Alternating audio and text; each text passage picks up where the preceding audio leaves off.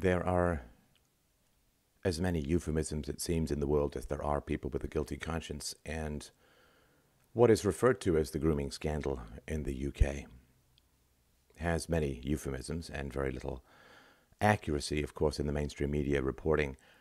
That either comes from a desire to have it keep happening or a guilty conscience about the circumstances that have resulted in, estimates are, hundreds of thousands of young, white, Christian girls being targeted, groomed, exploited, drugged, raped, tortured, and murdered and handed around as sex slaves and so on. The perpetrators are overwhelmingly Muslim, and the perpetrators are overwhelmingly from places like Pakistan and Bangladesh. The victims are significantly white Christian girls, although the Sikhs have been targeted, as they have been targeted in other countries as well, and the Sikhs have been able to fight back more effectively. I grew up in neighborhoods not dissimilar from some of the neighborhoods that are being targeted for these white girls. And I wonder so many things about this whole question. And it is such a fatal stab into the heart of England and of British culture, a culture that fails to protect its children, that enables, in many ways, and almost encourages, through turning a blind eye to this kind of predation, a culture that fails to protect its children from being destroyed physically, emotionally, and sometimes even in terms of their life, that fails to protect its children from being raped to the point of becoming infertile. And of course, if you are exposed to that kind of evil, that kind of predation as a child, what is your relationship to your society? What is your relationship to growing up, to having a boyfriend, to getting engaged, to getting married, to having children? It is a way of preventing the reproduction of your victims to attack and assault them in this kind of manner. In this case, there's an old feminist argument, I think holds fairly true in this, that this kind of predation is not about sex. It's about power. It's about dominance. It's about control. And given the scale and demographics, in my view, is easily viewable as an act of war. And sexual assault as an act of war has a long and ignoble history throughout human history. And I would put that in this category. The one thing that I keep thinking about this situation is those who have been very keen on untested third world immigration. It's a theory, and it goes against, of course, a lot of human history. There was a theory that was put forward that this was all going to be wonderful, that this diversity was great, multiculturalism was going to be enriching, and everyone was going to end up better off than they were before. So that was a theory. Now, normally, if you have a radical departure from human history, where there were countries and there were borders, then if you are honorable and you have a theory, a conjecture, a hypothesis, then what you should do, of course, is you should test it out. You should try a little bit for a generation or two and see what happens. But this sort of massive opening of the gates and letting everybody flood in, that is a massive experiment. And the costs and benefits are very challenging. And this is what I keep thinking about is, would you, if you are a proponent of open borders, of mass third world immigration and so on, which has directly resulted, you understand, in the rape and torture and murder of hundreds of thousands of British girls. I guess my question is, do you consider that worth it? Do you consider that worth it? Would you be willing to sit down with the survivors of these racist pedophile gangs? would you be willing to sit down with them, let's say one a day, to explain why what happened to them was worth it for diversity, for multiculturalism, for whatever? I guess for votes for Labour, for votes for the left. Would you be willing to sit down day after day with victim after victim and spend a day with them explaining why, what happened to them, how they were tortured and raped, how they were doused in gasoline and threatened to be set on fire, how guns were pressed to their temples, how they were handed around as receptacles? Would you be willing to sit down and explain to them why it was worth it, why what happened to them was a good for society as a whole? Now, you can do this with some groups. If there is an invasion of a very destructive group, an army, a literal army, and young men are called to fight, to defend the country. Let's say Nazis are coming in. Well, then there's going to be a lot of death and maiming and wounding and horrors and so on. And you may, of course, be able to sit down with the young men and say, what you suffered was worth it for society as a whole because of this. Now, you are honored, your sacrifice is respected, you get ticker tape parades, you get pensions, you get medals, you get honor. Young men who fought against a desperately destructive enemy, it was worth it, and we're sorry that you had to do it, but the end result was the salvation of the country and the repulsion of the invaders. But we give you all honor, your widows get pensions, your children can handle your medals and look back in pride at what you did to save the country. But surely we don't draft the vaginas and anuses of little girls to be sacrificed to the altar of political correctness. We don't do that as a society, do we? We wouldn't draft little girls to fight. Do we draft their orifices to fight? I can't see how any even remotely reasonable moral theory could ever justify that. So if you are for open borders, if you are for mass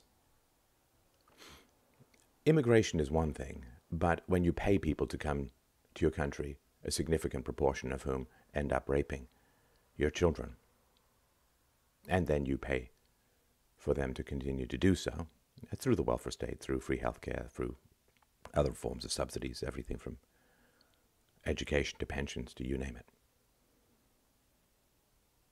Can you explain to them why what they suffered was worth it?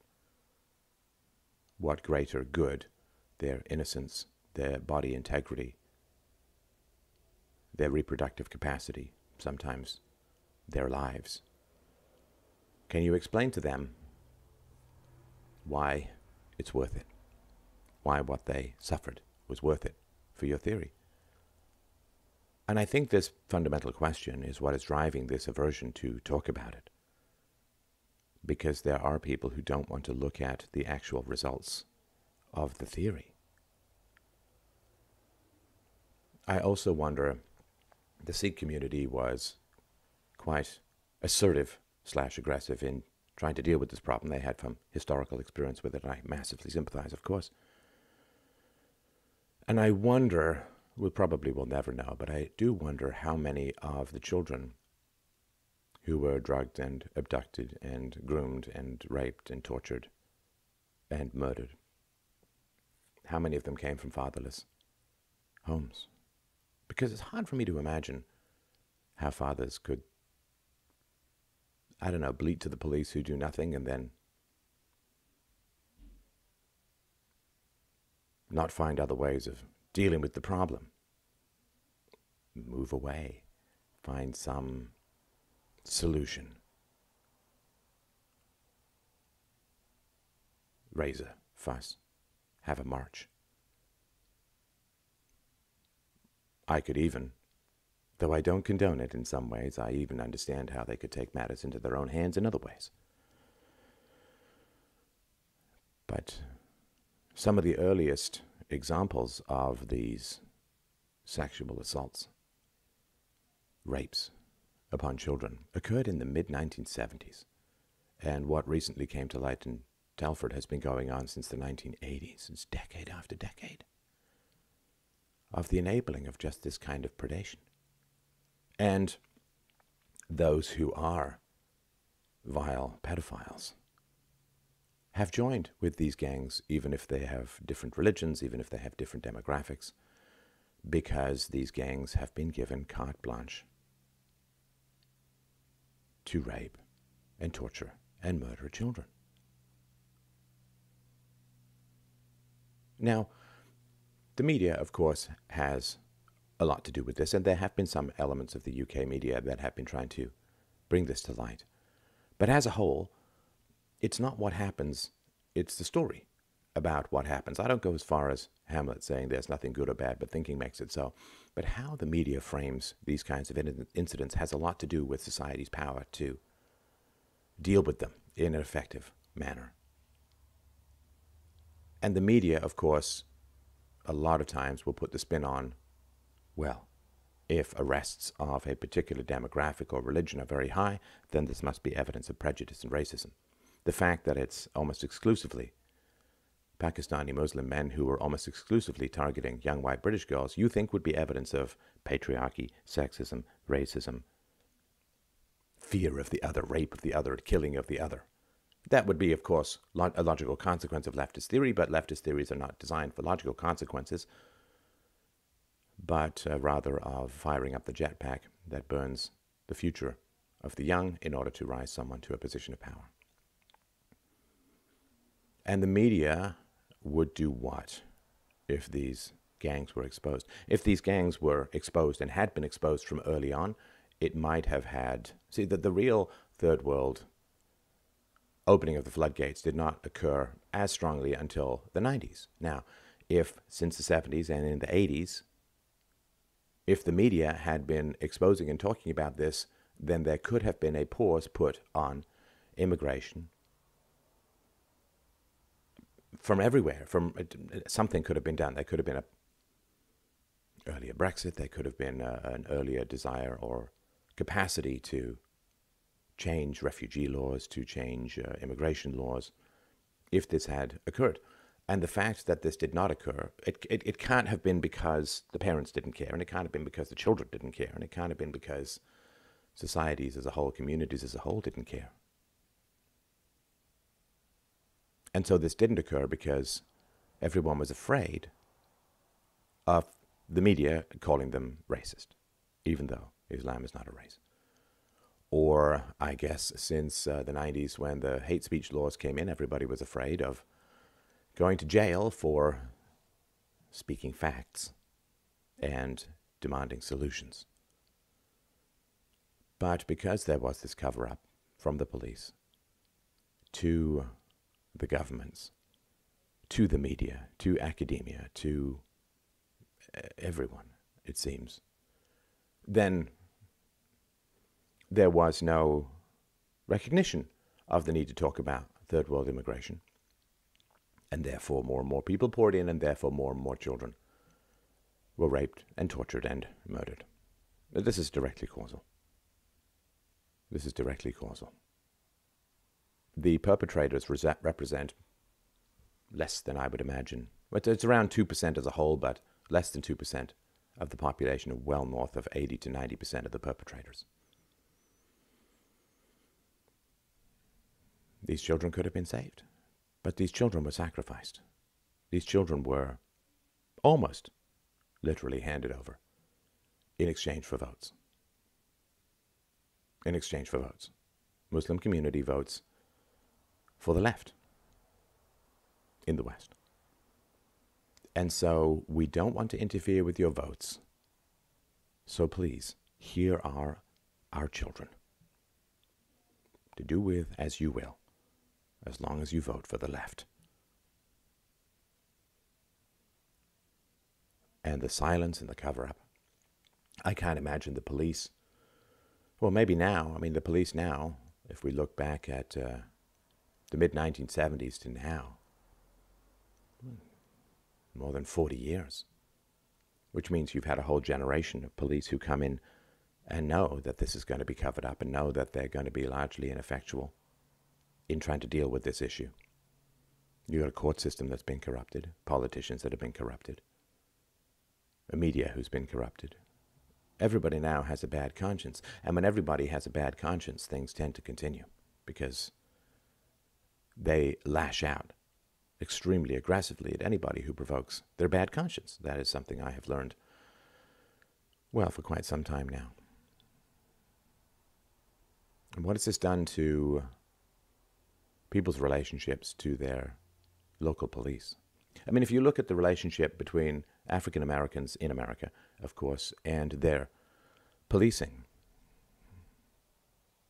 it's very fractious. It's very, very concerning. But the government isn't inviting and paying for millions of people to come in, of whom a significant proportion of the men end up raping and torturing and murdering black children. But this is occurring, of course, in the UK and in other countries as well. What has this done to people's relationships to their state, to the state, to their politicians, to the police?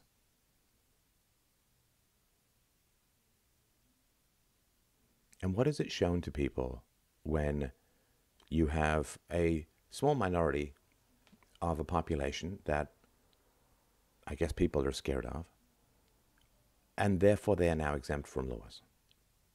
And not just exempt from laws, but they continue to be paid by the very state that refuses to protect the children that they prey on.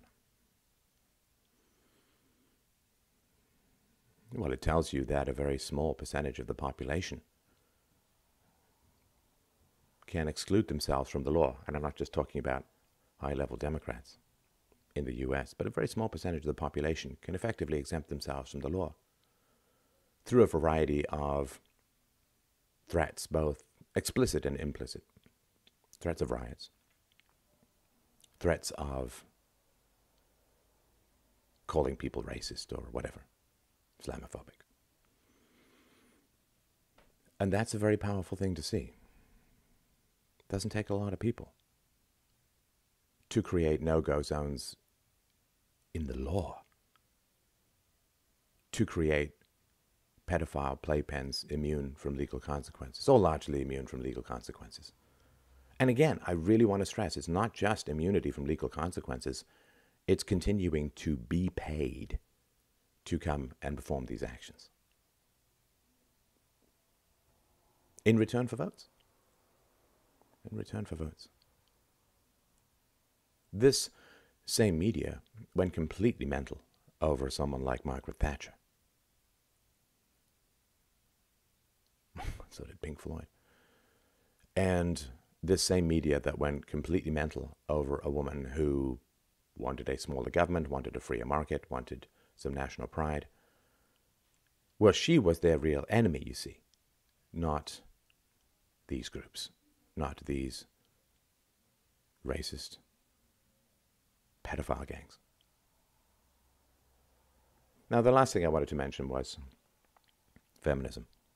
Feminism has, of course, been talking about rape culture and patriarchy and women and children and girls as victims for decades and decades and decades now. And you can go to the leading feminist sites, Jezebel and others, and you can go to the leading feminist sites and you can type in the word Jezebel. Sorry, you can type in the word Telford. And if you type in the word Telford on these leading feminist sites, you will get precisely 0 hits. It's like they are just leftist LARPers of the mere ghosts and illusions of any kind of moral integrity. This is what bothers me most, is the lack of honor on the part of feminists. And the contempt that I have for feminists who constantly rail against rape culture and the exploitation of women and girls, and who get really mad at mansplaining and manspreading and things like that. And you have, I think, what could arguably called a patriarchal culture that is not immune from acting out rape of children. And they say nothing. They say nothing. Well, are they mere tools for leftist votes? Certain arguments that they are. But if they are, then they are set up to hate white males and Christians who generally don't vote for bigger government. And the reason why they say nothing is that the perpetrators are the wrong race for them, and the victims are the wrong race for them. In other words, feminism is simply anti-white racism, and therefore when white girls are the victims, they say nothing. Who is speaking out for the victims of a radical immigration policy that is entirely under the control of the government? This is a social experiment entirely under the control of the government and ultimately the taxpayers and the voters. And who is going to say to these girls that what happened to them was worth it for some larger social good? What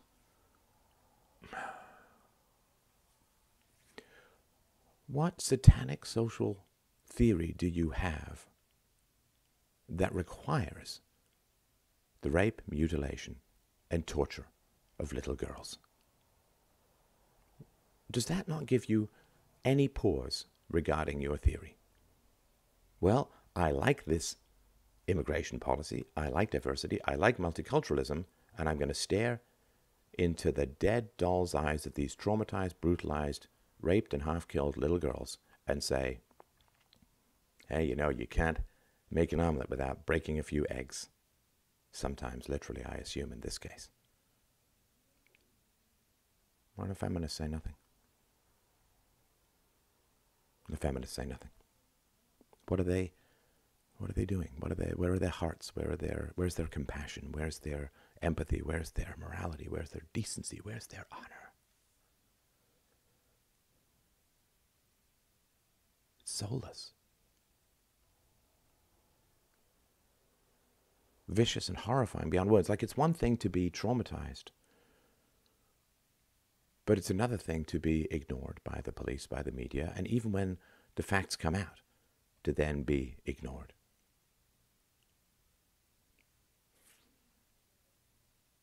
I can't picture this mindset. Like, I can't follow this line of thinking. I can't not empathize with the little Sikh girls, with the little Christian girls. I used to ask myself, what is wrong with these people? What is wrong with these people?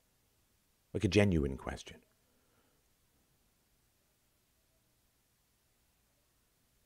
And I have the answer of what is wrong with these people.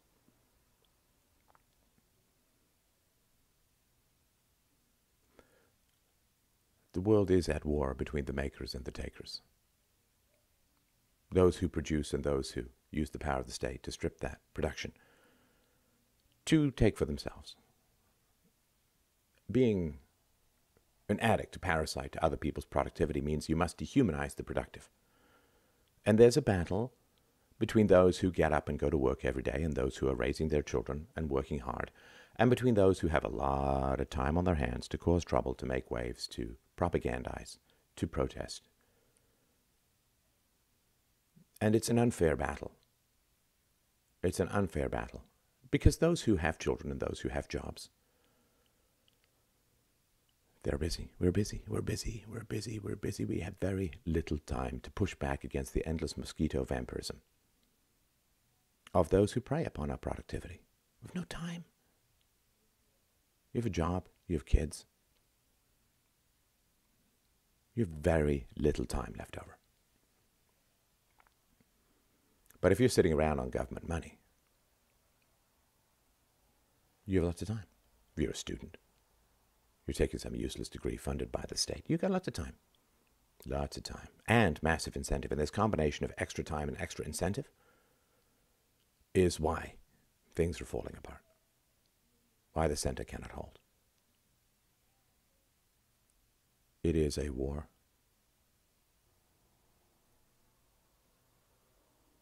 And in any war that you wish to continue, you must hide the casualties, you understand? I mean, when the United States declared this horrifying, evil war on Iraq and Afghanistan, in the U.S. papers you would see the pictures of the soldiers, the American soldiers who died. 98% of them men, because privilege. You don't see the photos of the Iraqi victims. Not just the soldiers, but the civilians, of course. When Barack Obama dropped 100,000 bombs, largely on Muslims, during his 8-year reign, you did not see pictures of the victims. Because if you want the war to continue, if you want the victims' bodies to continue to pile up, you must hide the victims so that you do not shock the remaining moral sensibilities of the population. And we see this as well now. Victims of another war. These poor, brutalized British children. These girls. Sacrificed on the altar of leftist power lust. We cannot see their faces. We cannot hear their voices. Because the war must continue.